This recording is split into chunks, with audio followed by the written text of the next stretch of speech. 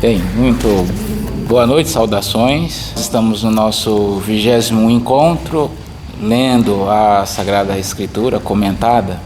Eu sou o Padre Maurício, padre da paróquia de São Cristóvão, em Valinhos, e que possamos, neste dia, inspirados por Deus, melhorar o nosso comportamento e iluminar também a nossa razão. Vinde, Espírito Santo, enchei os corações dos vossos fiéis e acendei neles o fogo do vosso amor. Enviai o vosso Espírito e tudo será criado e renovareis a face da terra. Oremos.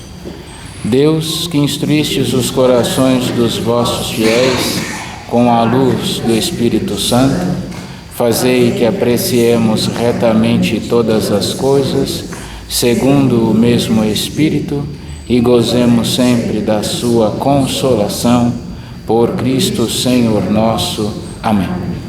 Santa Maria, sede da sabedoria, rogai por nós. Em nome do Pai, do Filho e do Espírito Santo. Amém. Nós estamos lendo o capítulo 14 da primeira carta de São Paulo aos Coríntios. Buscai o amor e aspirai aos dons do Espírito, principalmente ao dom de profetizar. Pois aquele que fala em línguas não fala aos homens, mas a Deus. Ninguém o entende, pois ele fala no Espírito coisas misteriosas.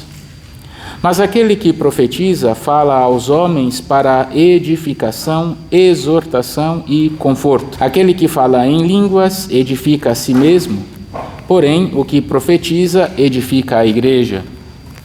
Desejo que vós todos faleis em línguas. Desejo ainda mais que todos profetizeis. O que profetiza é maior do que aquele que fala em línguas, a menos que esse também interprete, e assim a igreja receba edificação. Ora, irmãos, se eu for até vós falando em línguas, em que vos serei útil, se eu não vos falar por meio de revelação, de conhecimento, de profecia, de ensinamento? De modo semelhante, se os instrumentos musicais, como a flauta ou a cítara, não produzirem sons distintos, como se reconhecerá o que se toca com flauta ou o que se toca com a cítara? E se a trombeta produzir um som confuso, quem se preparará para a batalha? Assim também vós, se não usardes uma linguagem clara, como sereis entendidos? Na verdade, estareis falando ao vento.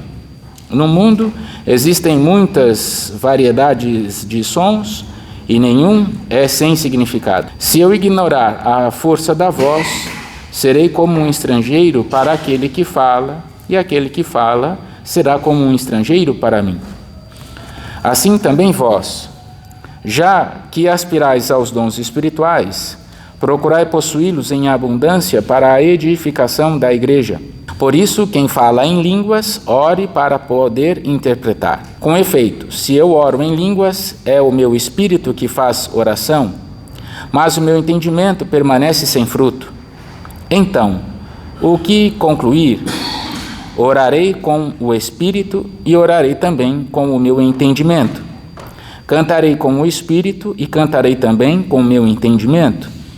Caso contrário, se louvas a Deus somente com o Espírito, como o não instruído poderá dizer amém à tua ação de graças, já que ele não sabe o que estás dizendo? Por certo, tua ação de graças é coisa excelente, mas com ela o outro não é edificado. Graças a Deus falo em línguas mais que todos vós.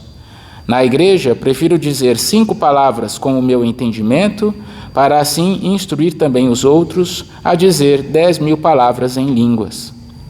Irmãos, quanto ao entendimento, não sejais crianças, mas homens feitos. Quanto à malícia, porém, sede sempre crianças. Está escrito na lei: falarei a este povo em outras línguas e por lábios de estrangeiros, e nem assim eles me escutarão, diz o Senhor. Assim, as línguas servem de sinal, não para os que creem, mas para os que não creem. A profecia, ao contrário, não é para os não crentes, mas para os que creem. Se, portanto, a igreja estiver toda reunida no local, e todos os presentes se puserem a falar em línguas, e entrarem uns não instruídos e outros ainda não crentes, estes não vão dizer que estáis loucos? Ao contrário, se todos estiverem profetizando e entrar um não crente ou um não instruído, este será convencido por todos de seus erros e avaliado por todos.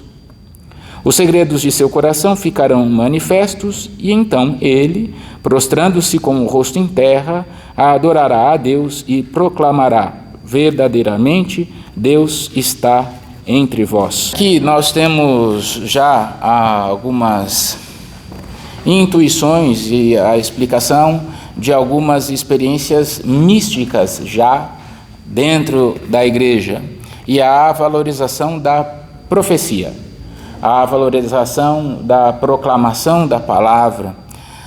Aqui também em São Paulo, nós estamos ainda na comunidade de Corinto, ele ainda está fazendo a distinção entre a vida pagã e a vida cristã, e o culto pagão, ele era um culto que era catársico, ele era um culto no qual as pessoas entravam e eram levados ali por um ritmo, eram levados ali também por algum tipo de ópio. Assim podemos ainda notar, alguns cultos que são politeístas, outros cultos que são pagãos. Eles costumam, o culto costuma não ter estrutura, o culto não tem uma ordem, o culto é levado pela catarse.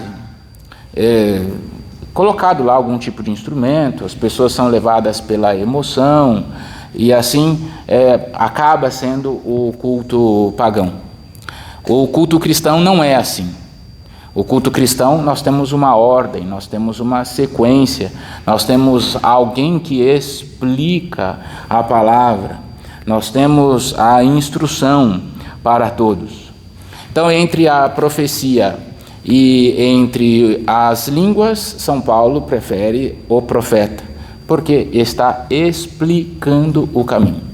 Contudo, entretanto, na experiência mística, nós vamos experimentando algumas orações que não têm palavra. Nós começamos a vida interior pela oração vocal, nós vamos falando as orações, e depois a gente passa a oração um pouco mais mental, e é quando a gente começa a se perder um pouco. Então eu indico que se volte a rezar falando. Por quê? Porque na fala a gente começa a se reconcentrar. E conforme nós vamos fazendo uma oração mental, nós vamos entrando na contemplação, nós vamos nos colocando na presença de Deus, e lá a palavra não é necessária. Por quê? Porque nós já estamos todos absortos em Deus, e a palavra pela palavra não cabe mais o louvor a Deus. Não sei, primeiro nível, por assim dizer, dessa oração, assim chamada de línguas, eu prefiro usar o termo a oração mais mística. É quando sem motivo algum nós estamos rezando, mas não sabemos o porquê, nos vem o dom das lágrimas. Não é por tristeza, não é por depressão, são lágrimas de agradecimento a Deus. A gente nem consegue explicar muito por que isso acontece. Veja, esse é o primeiro nível da oração em língua, porque você já não tem uma palavra para louvar a Deus. Basta estar na presença de Deus e aquilo te preenche. Não é preciso convencer a Deus de nada. Aliás, Deus não precisa de nada, nem da nossa oração. Como diz a oração, dos prefácios da oração eucarística, o louvor nada acrescentam ao que sois, mas nos aproximam de vós. É essa a oração mais profunda, quando nós já estamos na presença de Deus e isso basta. Agora, para São Paulo, mais do que essa oração mística, é necessária a profecia. Dizer, falar, instruir. Mas a vida interior, quando levamos a vida interior a sério, ou ultrapassamos os pecados mais corporais, nós entramos então nesse mundo místico. Aqui chamo a atenção para Santa Teresa, que ela já estava no alto nível, né? Lá na sétima morada, como ela mesma explicou, né? Conforme você vai progredindo, você vai entrando dentro do castelo, você vai progredindo nas moradas, e são 7 moradas, e na sétima morada está Deus. Lá então some os sentidos, lá some a sensação corpórea, lá você se coloca na presença de Deus. E nós temos aquela imagem bonita do êxtase o êxtase de Santa Teresa. Ela toda em Deus, Deus toda nela. Mas isso aí é para quem está lá na sétima morada e não tem palavras, né? É uma oração em línguas nesse sentido, que você não precisa mais das palavras, porque você está na presença de Deus. Agora, para a igreja reunida, São Paulo pede que a profecia seja aplicada, que se profetize, né? Agora, aqui também nós temos nos últimos tempos essa manifestação que trouxe à igreja, já existia, tá bom? Mas a renovação carismática, ela trouxe à tona, ela fez ver essa manifestação também por aquilo que eles chamam de oração em línguas, né? Mas não é para todos, né?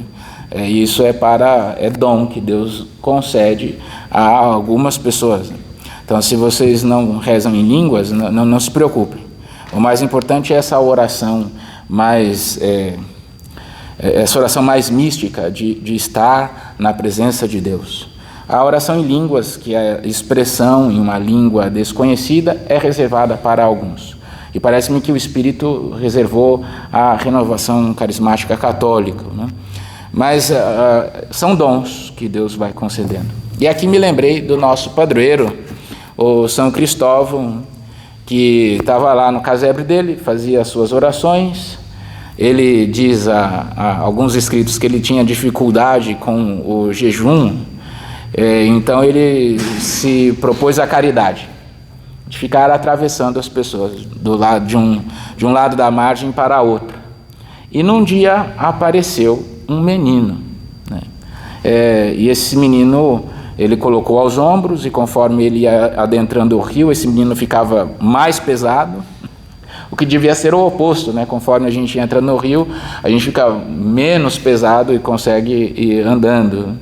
Mas aquele menino quase morreram os dois, e ali aquele menino se revelou Jesus. É um alto da vida mística.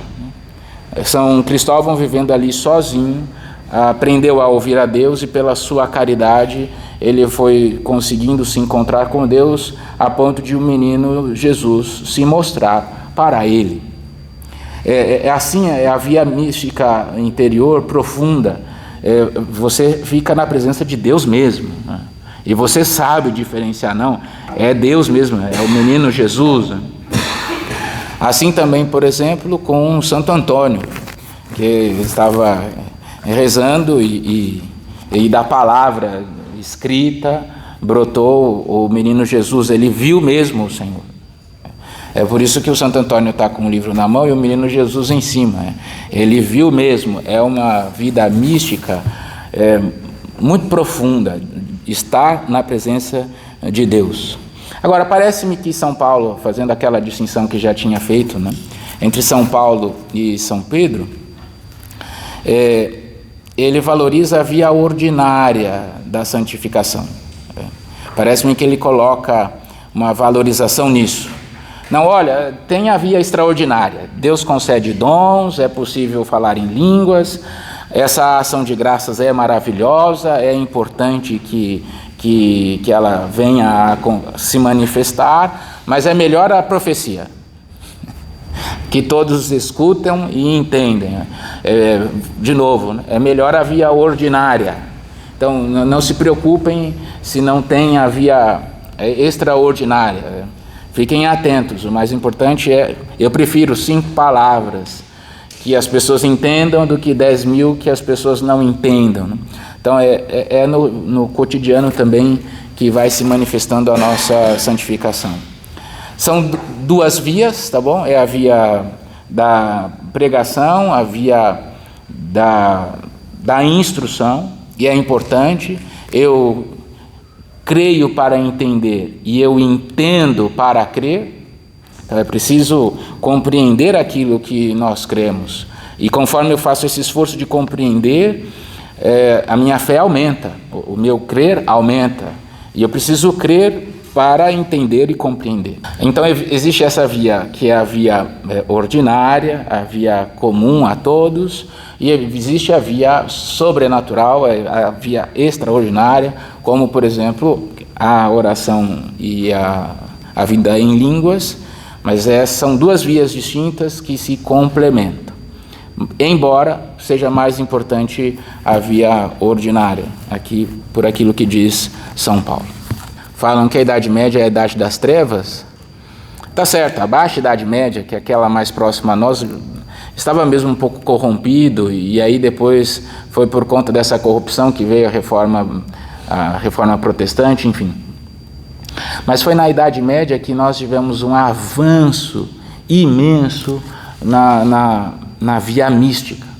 Grandes santos místicos que, vivendo neste mundo, vivendo aqui, eles viam o Senhor. São Francisco, ele teve as chagas, ele viu Nosso Senhor Jesus. Muitos santos cujos corpos ficaram incorruptos. Foi um desenvolvimento da via mística muito grandioso. Me parece que perdemos um pouco isso, e ela é importante. E parece-me que a renovação carismática quis também alertar para isso. A via ordinária, mas também é importante esse desenvolvimento interior. Então começa com a palavra falada, depois você passa para a palavra na mente, desconcentrou, volta para a palavra falada, dali você então entra para a contemplação, de se colocar na cena do Evangelho, de contemplar o Senhor, e desse exercício nós vamos vencendo os nossos sentidos, louvando a Deus profundamente, se encontrando com o Senhor, quando, por mercê e graça, é graça que Deus concede, nós somos levados para junto de Deus. É um caminho interior lindíssimo, mas é um dom de Deus e exige muita penitência, exige também muito esforço para se encontrar com o Senhor. Não desejem coisas poucas, não. Pensem nesse profundo caminho. Indico a Santa Teresa de Ávila, a grande, tem um caminho assim, e também todos os outros santos, né? Me permita mais um pequeno comentário. Me lembro de Santo Agostinho, já é citação conhecida nossa, né? Tarde te amei, ó beleza tão antiga e tão nova, eis que eu procurava fora e tu estavas dentro de mim. Esse caminho de se encontrar com o Senhor, não externamente, mas internamente, é a via contemplativa. Então, que concluir, irmãos? Quando estiverdes reunidos, cada um dos presentes poderá entoar um salmo, transmitir um ensinamento, uma revelação, falar em línguas e interpretar.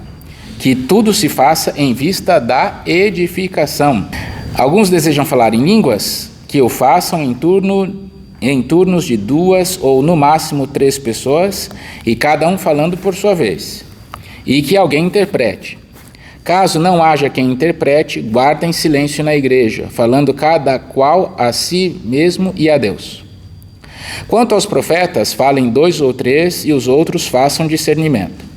Se, porém, for feita uma revelação a alguém que estiver sentado, cale-se o primeiro. Vós todos podeis profetizar, mas um de cada vez, de maneira que todos se instruam e sejam exortados. Aliás, os espíritos dos profetas estão sob o controle dos profetas, pois Deus não é Deus de desordem, mas de paz. Como se faz em todas as igrejas dos santos, as mulheres guardem silêncio nas igrejas. Não lhes é permitido tomar a palavra, mas que sejam submissas, como diz também a lei. Se desejam informar-se sobre algum assunto, perguntem a seus maridos em casa, pois não fica bem para a mulher falar na igreja. Foi acaso do meio de vós que partiu a palavra de Deus? Ou fostes vós os únicos a recebê-la? Se alguém se considera profeta ou julga ter o dom do Espírito, reconheça que o que vos escrevo é um mandamento do Senhor. Mas se alguém o ignora, também será ignorado. Portanto, irmãos, aspirai ao dom da profecia e não impeçais que se fale em línguas, mas que tudo se faça como convém e em boa ordem. Aqui no mundo pagão tínhamos os cultos que eram regidos pelas mulheres, então a ideia de São Paulo é fazer essa distinção. Nós estamos ali fazendo no início da era apostólica o discernimento entre aquilo que era judaico e que era divinamente revelado, que devia permanecer na igreja, e aquilo que era pagão e que Deus se utilizava e concedia a graça e que devia fazer o discernimento. E esse discernimento quem fez foram os apóstolos. As mulheres guardem silêncio na igreja, e não é só as mulheres hoje, hein? É preciso guardar silêncio. Os homens também estão muito faladores hoje na igreja. Eu acho interessante, no passado as igrejas eram mais respeitadas, as pessoas ficavam em silêncio na igreja. Hoje elas querem falar, mas não com Deus, umas com as outras. E as mulheres não fiquem bravas com isso, né? As mulheres sejam submissas, isso também é um pouco da tradição judaica, né? Mas veja, elas têm direito de saber, mas quem deve instruir é o marido. Aqui é também a constituição da igreja doméstica. Lá nas casas também se deve falar de Deus, também o marido deve conduzir a família para o louvor de Deus, também o marido deve conduzir a família no conhecimento de Deus. Ele deve instruir a sua esposa, deve instruir os seus filhos. É um pouco a tarefa hoje dos homens, que tem se perdido um pouco. Pegar um minuto ali na mesa, falar sobre as coisas de Deus. Eu tenho a impressão que nós nos preocupamos muito com a vida alheia e pouco com a vida de Deus. Poderíamos reservar, durante as refeições, falar sobre aquilo que o Evangelho nos diz. Aos domingos, por exemplo, falar sobre o Evangelho. Hoje o padre falou sobre Jesus que disse, eu sou o pão da vida. O que você entende disso, meu filho? O que é que você consegue compreender disso? Seria um assunto saudável, né? e edificante. Também perguntar para a esposa, nossa, mulher, e a mulher para o marido, nossa, bem, que palavra bonita, o que você entende? Eu gostei muito daquele trecho que Jesus disse, eu gostei muito daquilo, o que você gosta, você acha que aquilo é bom? E os filhos, vendo esse exemplo em casa, vão copiando também. Não é? Poderíamos falar mais do Evangelho, poderíamos falar mais das coisas de Deus. Então, quando estiverdes reunidos, cada um dos presentes poderá entoar um salmo, transmitir um ensinamento, uma revelação, falar em línguas e interpretar. Isso ainda continua na igreja, de modo especial, entoar um salmo. Na liturgia das horas, na hora canônica chamada vésperas, o que é que o padre entoa? Salmo. Né? O padre e todos os que estão presentes, né? São vários salmos que são entoados. Qual que é o canto da entrada? Que hoje nós temos letras próprias, né? Cantos variados. Mas qual que é o texto próprio para o canto da entrada na missa? Salmo. Qual que é o canto, o canto oficial para as oferendas? Salmo. Qual que é o canto esperado para a comunhão? O salmo. Se a gente pega lá no missal, vem o salmo que deve ser entoado durante a entrada e o salmo que deve ser entoado durante o canto da comunhão. Ou algum trecho do Evangelho. Na missa semanal aqui a gente consegue notar, né? Eu não falo o sinal da cruz primeiro eu entoo um salmo, que é o canto da entrada. É um salmo ou algum trecho bíblico que nos introduz naquele mistério que vai ser celebrado. Depois eu faço o sinal da cruz. E antes da comunhão, depois da comunhão, antes da oração pós-comunhão, também é entoado um trechinho do salmo. Que se entoe salmos, a igreja permaneceu com esse ensinamento até os dias de hoje. E o ensinamento, o padre, durante a missa, de modo especial aos domingos, ele é obrigado a fazer a homilia, que ele ensine o povo. Viu que a igreja não mudou muito, são 2000 anos fazendo a mesma coisa. Irmãos, quero lembrar-vos do evangelho que vos anunciei e que recebestes e no qual estáis firmes. Por ele sois salvos, se o estáis guardando tal como ele vos foi anunciado, a menos que tenhais abraçado a fé em vão. De fato, eu vos transmiti antes de tudo o que eu mesmo recebi, a saber, que Cristo morreu pelos nossos pecados, segundo as Escrituras, foi sepultado e ao terceiro dia foi ressuscitado, segundo as Escrituras. Apareceu a Cefas, Pedro, e depois aos 12. Mais tarde apareceu a mais de 500 irmãos de uma vez. Desses, a maioria ainda vive e alguns já morreram. Depois apareceu a Tiago e depois a todos os apóstolos. Por último, apareceu também a mim, que sou como um nascido fora do tempo. Com efeito, eu sou o menor dos apóstolos, nem mereço o nome de apóstolo, pois eu persegui a igreja de Deus. É pela graça de Deus que eu sou o que sou. E sua graça em mim não foi em vão. A prova é que tenho trabalhado mais que todos eles. Não propriamente eu, mas a graça de Deus comigo. Portanto, é isso que tanto eu como eles temos anunciado, e é essa a fé que abraçaste. De novo, né? Vejam como foi o desenvolvimento, né? Como é que foi surgindo o Evangelho, os Evangelhos, hein? Aqueles que viram o Senhor durante o culto, que era a missa, eles falavam dos ensinamentos de Deus, dos ensinamentos de Jesus. E aquilo era preciso chegar a outros lugares, então foram sendo recolhidos esses ensinamentos e foi assim sendo constituído o evangelho que é pregado. E em tudo, qual que é o resumo? Cristo morreu pelos nossos pecados, segundo as Escrituras, foi sepultado e ao terceiro dia foi ressuscitado. Apareceu a Cefas, aos 12, apareceu a Tiago, a todos os apóstolos e por último apareceu a mim. É interessante, embora Paulo não tenha feito esse percurso místico, ele teve uma visão mística.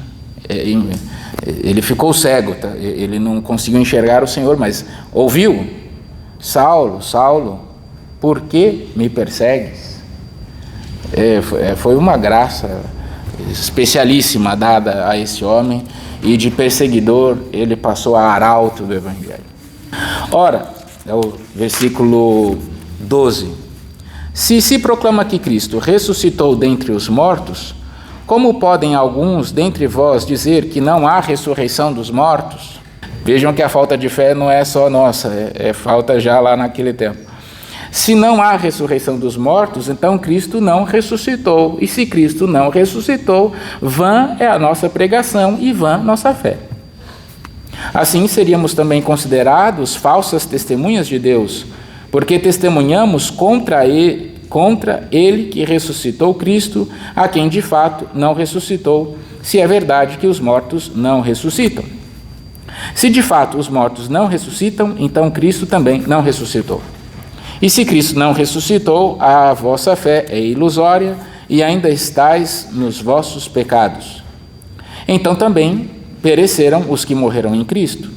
Se é só para esta vida que pusemos a nossa esperança em Cristo, somos, dentre todos os homens, os mais dignos de compaixão. A falta de fé na ressurreição não é coisa só atual. Naquele tempo já havia aqueles que não criam, não acreditavam na ressurreição. E é a pedra basilar da igreja, é a pedra da nossa fé. Versículo 20. Mas, na realidade, Cristo ressuscitou dos mortos como o primeiro dos que morreram. Com efeito, por um homem veio a morte, e é também por um homem que veio a ressurreição dos mortos. Como em Adão todos morrem, assim em Cristo todos serão vivificados, cada qual, porém, na sua ordem. Como primeiro Cristo, depois os que pertencem a Cristo por ocasião da sua vinda.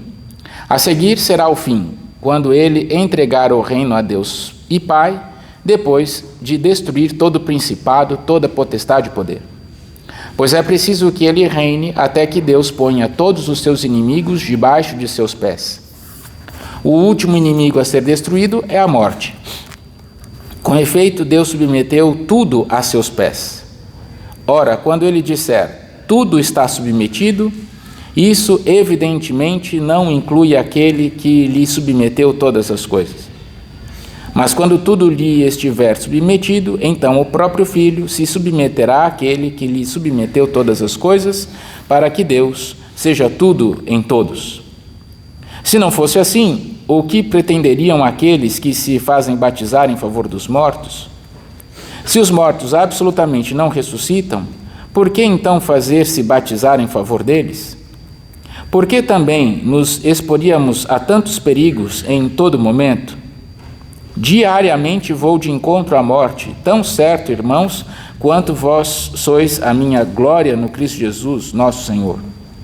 Se foi por motivos humanos que em Éfeso lutei contra as feras, o que teria ganho com isso? Se os mortos não ressuscitam, comamos e bebamos, pois amanhã morreremos. Não vos deixeis seduzir, as más companhias corrompem os bons costumes.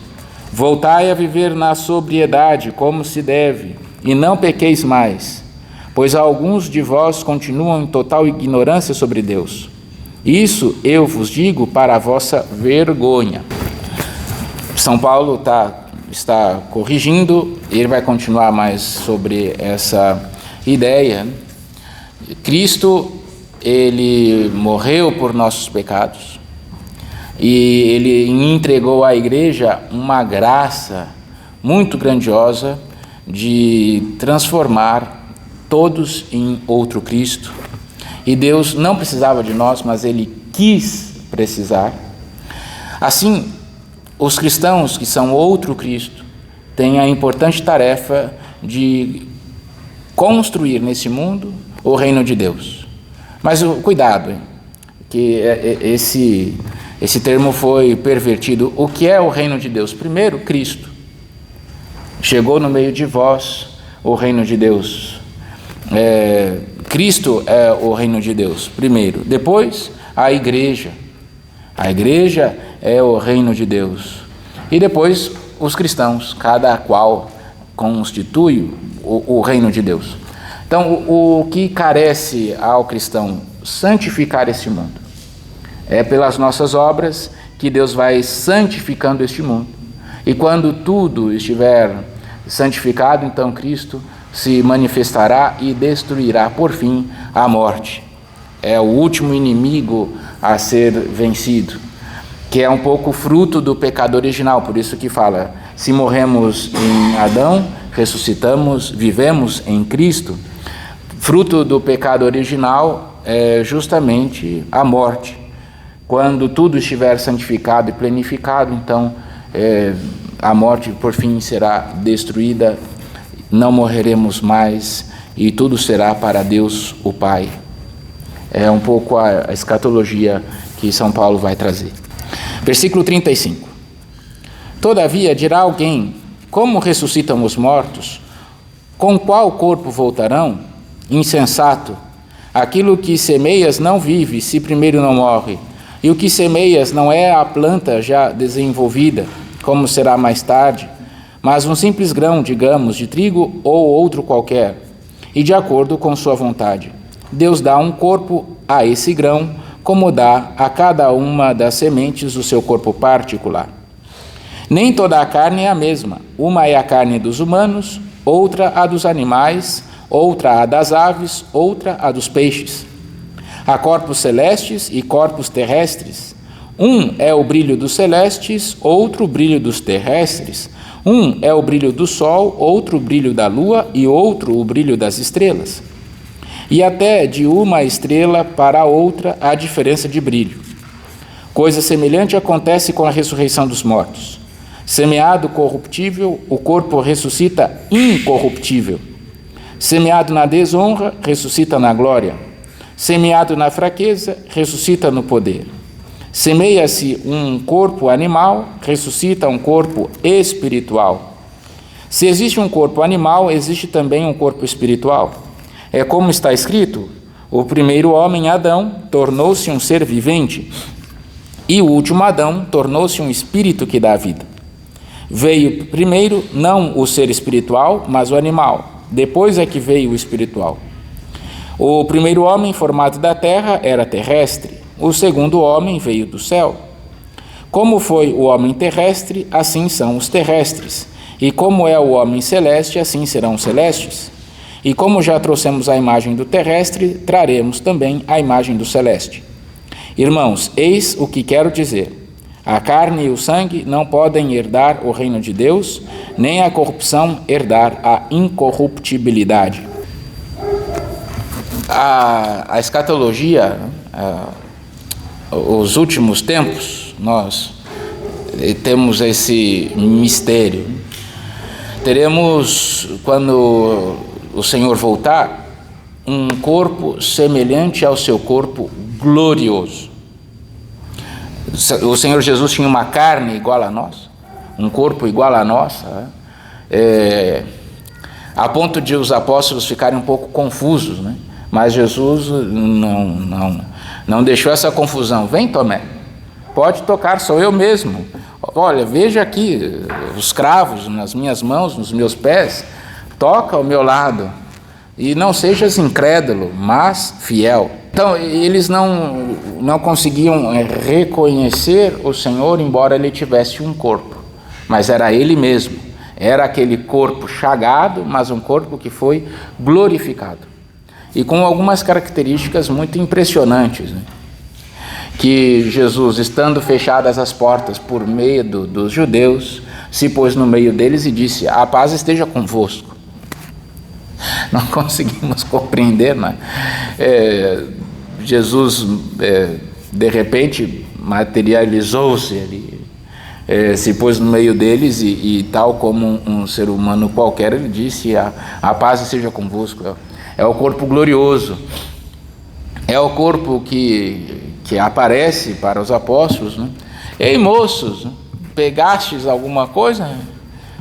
Pegamos joga do lado direito, né? E eles pegaram tanto peixe que quando eles chegaram já estava o peixe assado na beira do mar, né?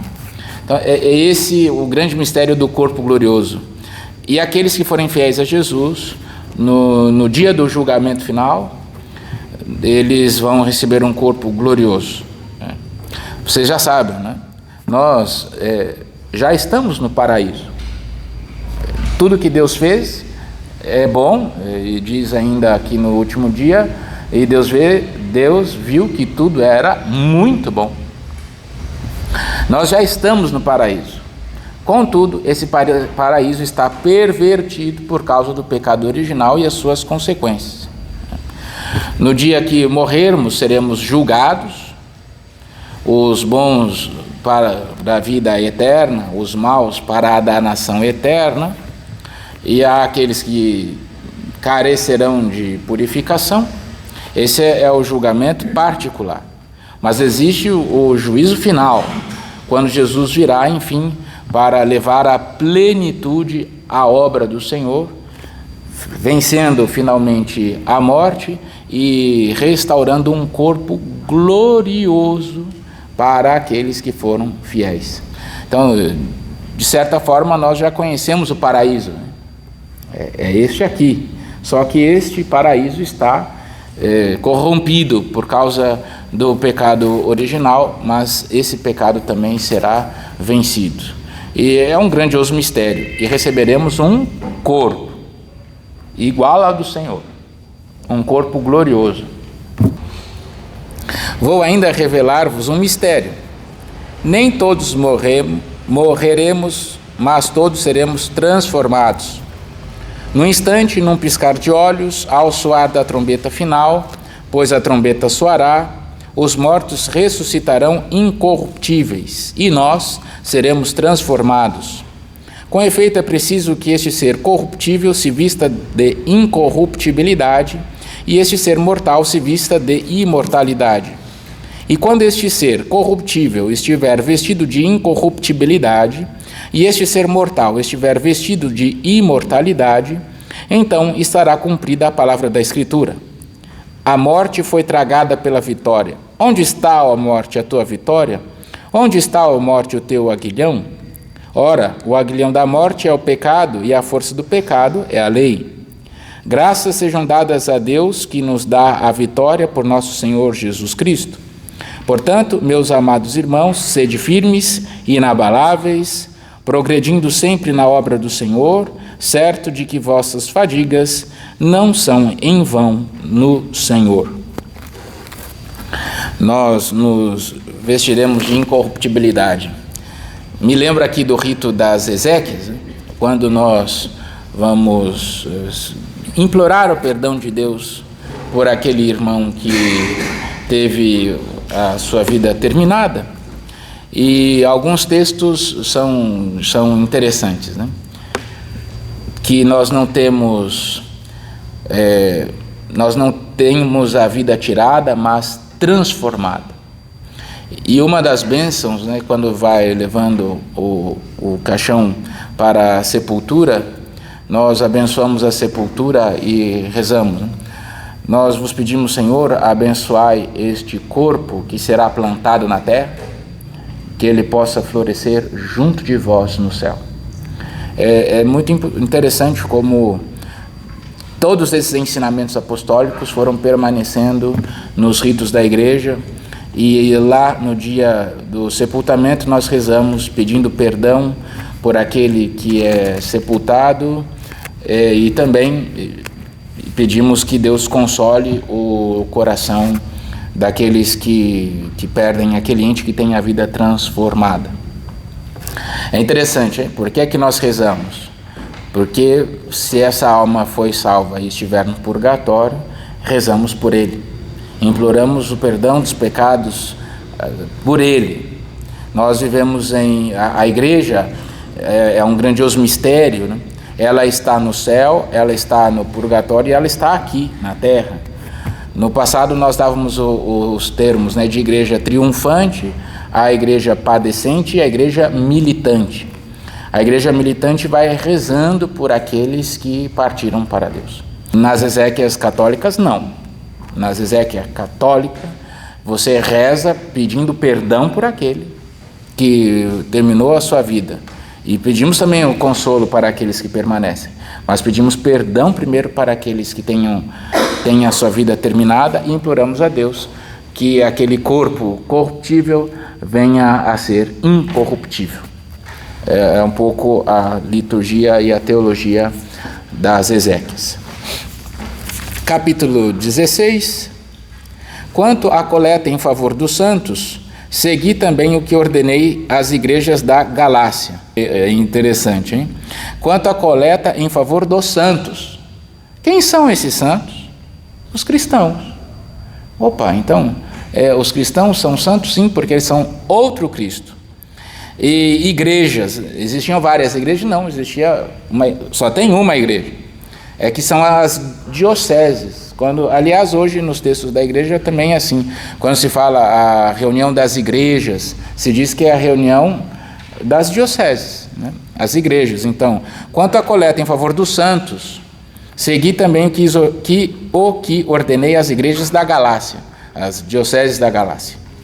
Todo primeiro dia da semana, cada qual separe livremente o que tenha conseguido economizar, de modo que não se espere a minha chegada para então fazer as coletas. Quando eu chegar, mandarei com cartas de recomendação aqueles que tiverdes escolhido para levarem a Jerusalém a vossa contribuição. Se for conveniente que eu também vá, eles irão comigo. Na Sexta-feira Santa, nós temos o que chamamos de óbolo de São Pedro. Então, tudo que a coleta que a gente faz na Sexta-feira Santa, nós enviamos ao Santo Padre, o Papa, para as necessidades da Igreja no mundo. Então, essa coleta continua sendo feita, embora esteja mais institucionalizada. Nós, outra vez repito, nós somos a mesma Igreja, e tudo que nos ensinaram os apóstolos, nós continuamos ensinando e fazendo ainda hoje. Chegarei entre vós, versículo 5, passando pela Macedônia, pois pretendo atravessá-la. Possivelmente ficarei convosco algum tempo, ou mesmo passarei o inverno aí entre vós. Assim podereis dar-me o necessário para prosseguir viagem. Desta vez não quero ver-vos apenas de passagem. Espero poder ficar algum tempo convosco, se o Senhor o permitir. Permanecerei em Éfeso até Pentecostes, pois aqui se abriu para mim uma porta larga e promissora, e os adversários são muitos. Se Timóteo chegar aí, cuidai que ele esteja entre vós sem nada a temer, pois como eu, ele trabalha na obra do Senhor. Que ninguém o menospreze, pelo contrário, encaminhai-o em paz para que venha até mim. Eu o estou esperando com os irmãos. Quanto ao irmão Apolo, insisti com ele que fosse até vós com os irmãos. Mas no presente momento ele não quis de modo algum. Irá quando lhe parecer oportuno. Paulo faz essa recomendação: olha, sou eu que estou enviando Timóteo, recebam com alegria, como se fosse a mim. Versículo 13: sede vigilantes, permanecei firmes na fé, sede corajosos, sede fortes, tudo se faça entre vós no amor. Ainda uma recomendação, irmãos: conheceis a família de Estéfanas, e sabeis que eles são as primícias da Acaia e como se devotaram ao serviço dos santos. Obedecei a pessoas assim, tão dedicadas, bem como a todos os que colaboram e se afadigam no mesmo trabalho. Alegro-me com a presença de Estéfanas, Fortunato e Acaio. Eles supriram a vossa ausência, tranquilizando o meu espírito e o vosso. Sede reconhecidos, portanto, a tais pessoas. As igrejas da Ásia vos saúdam, Áquila e Prisca, bem como a igreja que se reúne na casa deles, saúdam-vos efusivamente no Senhor. Todos os irmãos vos saúdam, saudai-vos uns aos outros com o beijo santo. A minha saudação escrevo-a de próprio punho, eu, Paulo. Se alguém não ama o Senhor, seja excluído. Maranatá, vem, Senhor. A graça do Senhor Jesus esteja convosco. O meu amor esteja com todos vós em Cristo Jesus. E aqui temos essa expressãozinha, né? Maranatá, vem, Senhor Jesus, né? Implorando que venha o reino de Deus, né? É a oração, né, que nós pedimos na missa. Livrai-nos de todos os males, ó Pai, dai-nos hoje a vossa paz. Ajudados pela vossa misericórdia, sejamos protegidos de todos os perigos. E agora, com a nova tradução, eu já me perdi, eu não decorei mais. E aí, nós rezamos: vosso é o reino, o poder e a glória, para sempre. Maranatá, vem, Senhor Jesus. Pode até ser uma boa palavra. Um dos exercícios também para a vida mística são as jaculatórias. É preciso rezar sempre, sempre estar com o Senhor, e por vezes nós temos de controlar os nossos impulsos. Seria uma boa utilizar essa palavra, né? Maranatá, vem, Senhor Jesus. Está lá a ira tomando conta do seu coração. Maranatá, vem, Senhor Jesus. Maranatá. Faça uma oração como ostinato, né? E essa jaculatória também vai ajudando a pôr freios, né? Mais uma pequena colocaçãozinha. Eu acho que está um pouco de acordo com o que São Paulo quis dizer, e que é um pouco o perigo do tempo presente, né? Algumas pessoas querem sentir Deus. Não é culpa de nenhum movimento, mas me parece que algumas pessoas se utilizam de alguns movimentos da igreja para ter essa sensação, sentir Deus, sentir o religioso, porque a verdadeira religião não é só sentir Deus, mas é saber de Deus. Não é sentir-se perdoado, mas é saber-se perdoado. Não é sentir-se na presença de Deus, embora seja importante os sentidos, mas é saber Deus. A verdadeira religião, ela não é levada pelos sentimentos, ela é levada por aquilo que sabe. A revelação cristã, ela ilumina a inteligência que domina os sentimentos, os sentidos. E nós somos divinamente revelados, né? Deus atua grandemente. É verdade que devemos adorar e louvar a Deus com todo o nosso corpo, mas a revelação cristã ilumina a nossa inteligência e o nosso entendimento para controlar e para pôr ordem nos sentidos. Quando perdemos isso, podemos cair numa falsa religião. Não, eu quero sentir a Deus, mas calma lá. Isso é importante, é bom falar em línguas, mas se dê preferência à profecia. Saiba o que você está fazendo. Existem pessoas que sentem a Deus, mas não mudam de vida. É uma tristeza, eu falo com vergonha. É um grande exercício nosso, de todo mundo, que é o exercício de colocar ordem nos impulsos, ordem nos sentidos, mas isso vem também pela revelação de Deus. Então, mais do que sentir-se, os pagãos também se utilizam disso, do sentimento religioso, mais do que o sentimento religioso, nós temos de saber Deus, de conduzir a nossa vida e a nossa existência conforme a vontade de Deus, não só com o próprio esforço, porque isso é impossível ao homem, mas fortalecidos pela graça que recebemos de Deus, fortalecidos pela revelação que Jesus nos entregou, e ir conduzindo a nossa vida e a nossa existência. São Paulo essa carta de São Paulo aos Coríntios, ela é muito profunda. Semana que vem, a segunda carta de São Paulo aos Coríntios. Permitam-me conceder a minha bênção. O Senhor esteja convosco. Abençoe-vos Deus Todo-Poderoso, Pai e Filho e Espírito Santo. Amém.